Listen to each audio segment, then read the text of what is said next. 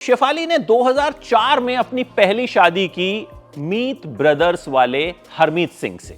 शेफाली की यह शादी करीब 5 साल चली। 2009 में इन दोनों का डिवोर्स हुआ और शेफाली ने एक इंटरव्यू में जब इस शादी पर बात की तो उन्होंने डोमेस्टिक वायलेंस की भी बात की, उन्होंने मेंटल हैरासमेंट की भी बात की। उन्होंने बताया कि वो इस शादी में खुश नहीं थी, उनके साथ जो हो रहा था वो उससे कंफर्टेबल नहीं थी, डोमेस्टिक वायलेंस हो रही थी, मेंटली वो ठीक नहीं थी। इस वजह से उन्होंने हरमीत से अलग होने का फैसला किया और आखिरकार 2009 में इन दोनों का डिवोर्स हो गया। शेफाली का नाम सिद्धार्थ शुक्ला से भी जुड़ा। अपने डिवोर्स के बाद शेफाली सिद्धार्थ शुक्ला के करीब आई। कहते हैं दोनों पहले बड़े अच्छे दोस्त बने, फिर दोनों ने कुछ वक्त तक डेट भी किया एक दूसरे को।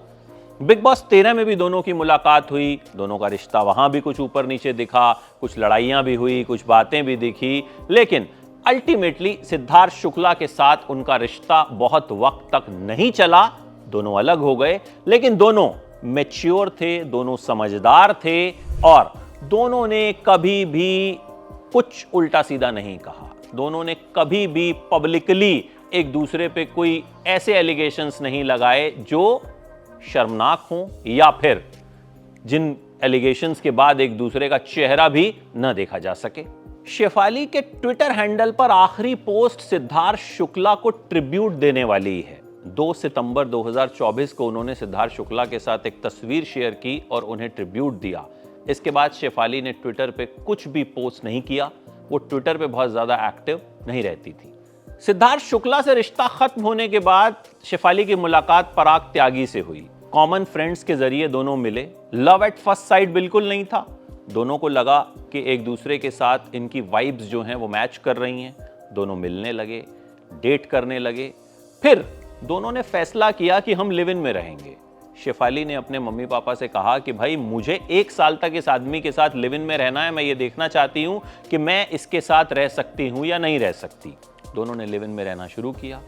फिर जब कुछ वक्त बाद ये सोचा कि शादी कर लेते हैं, शादी की तारीख नहीं मिल रही थी। पंडित जी कभी कहते थे ये तारीख सही नहीं है, कभी कहते थे ये तारीख सही नहीं है और इन्हें समझ में नहीं आ रहा था कि किया जाए तो क्या किया जाए। फिर एक दिन शेफाली और पराग त्यागी के मिलने की 5वीं एनिवर्सरी थी। पराग ने शेफाली को कॉल किया और कहा शाम को 5 बजे आ जाओ।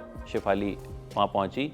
वहां रजिस्ट्रार मौजूद थे। पराग ने पूछा क्या करना है? कुछ और नहीं है, चलो शादी कर लेते हैं। और इस तरह से बड़े फिल्मी अंदाज में इन दोनों की शादी हुई। शेफाली का कहना है कि ऐसा उन्होंने इसलिए भी किया कि अपने बच्चों को बता सकें कि उनके मम्मी पापा ने कुछ तो एडवेंचरस किया था।